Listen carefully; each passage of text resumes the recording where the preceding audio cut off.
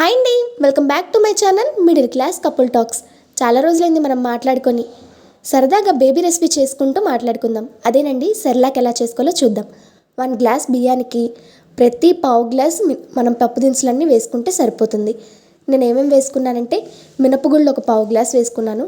శనగపప్పు మాత్రం ఒకే ఒక్క స్పూన్ వేసుకున్నాను, ఎందుకంటే కొంచెం స్టమక్ పెయిన్ వస్తూ ఉంటుంది పిల్లలకి అని చెప్పేసి. ఇంకా ఎర్ర కందిపప్పు, మామూలు కందిపప్పు, పెసరపప్పు కూడా అవి పావు గ్లాస్ వేసుకుంటే సరిపోతుంది. ఇంకా డైజెషన్ కోసం కొంచెం వాము, జీలకర్ర కూడా వేసుకున్నాం. ఇవన్నీ బాగా కడిగేసి మనం 2 డేస్ పాటు బాగా ఎండలో పెడితే కొంచెం డ్రై అయిపోతాయి.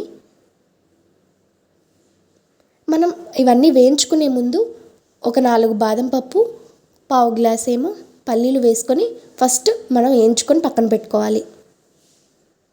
మనం డ్రై ఫ్రూట్స్ అనేవి పిల్లలకి పడుతున్నాయా లేదా అని చెప్పి ఒకసారి చూసి తర్వాత యాడ్ చేసుకోండి. బాదం కూడా యాడ్ చేసుకోవచ్చు, లేదా క్యాషు కూడా యాడ్ చేసుకోవచ్చు. రెండు కలిపి కూడా అవి రెండు చొప్పున వేసుకొని మిక్సీ చేసుకోవచ్చు మనం. ఇవన్నీ బాగా రోస్ట్ చేసేసుకుంటే సరిపోతుంది.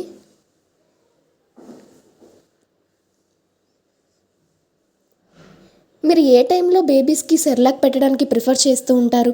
నేనైతే ఆఫ్టర్నూన్ పెట్టడానికి ప్రిఫర్ చేస్తాను, ఎందుకంటే నైట్ కానీ మార్నింగ్ కానీ పెడితే పిల్లలకి కొంచెం స్టమక్ డైజెషన్కి ఇబ్బంది కాకుండా ఉంటుందని చెప్పేసి. ఇవి కూడా కొంచెం కలర్ చేంజ్ వచ్చే వరకు మనం రోస్ట్ చేసుకుంటే సరిపోతుంది. మీరు 6 to 1 year బేబీస్కి ఏం ఫుడ్ ప్రిఫర్ చేస్తూ ఉంటారు? నాకు కూడా కొంచెం చెప్పండి కామెంట్ బాక్స్లో. నేను కూడా ట్రై చేస్తూ ఉంటాను కొత్తగా ఉంటే. కలర్ చేంజ్ అయ్యాయి, సో వీటిని కూడా మనం మిక్సీ చేసేసుకొని ఫైన్ పౌడర్లా చేసుకుందాం. ఇలా ఫైన్ పౌడర్ వస్తే సరిపోతుంది. ఇందాక జీలకర్ర, వాము కూడా ఉంది కదా, వాటిని కూడా విడిగా పౌడర్ చేసి పెట్టుకుంటే మనం పద్దాకలా పౌడర్ చేసుకోవాల్సిన అవసరం ఉండదు. ఒక బౌల్లోకి ఆ సెర్లాక్ పౌడర్ వేసేసుకొని కొంచెం వాటర్ వేసుకొని లమ్స్ లేకుండా బాగా మిక్స్ చేసుకొని పక్కన పెట్టుకోవాలి. తర్వాత స్టవ్ మీద ఒక బౌల్ పెట్టుకొని దాంట్లో కొంచెం వాటర్ వేసుకొని హీట్ వచ్చిన తర్వాత ఈ మిక్స్ చేసుకున్న పౌడర్ని దాంట్లో వేసేసుకొని బాగా కలిపేస్తూ ఉండాలి.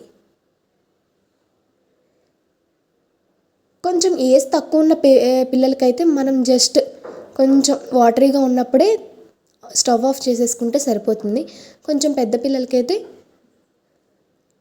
కొంచెం దగ్గర పడిన తర్వాత తీసేసుకుంటే చాలు. లాస్ట్లో కొంచెం వాము, జీలకర్ర పౌడరు, ఒక 2-3 డ్రాప్స్ ఏమో కొంచెం నెయ్యి వేసుకొని లైట్గా కొంచెం సాల్ట్ వేసుకుంటే టేస్ట్ బాగుంటుంది. పిల్లలు ఇష్టంగా కూడా తింటూ ఉంటారు. సెర్లాక్ రెసిపీ ఎలా ఉందో కామెంట్ బాక్స్లో కామెంట్ చేయండి.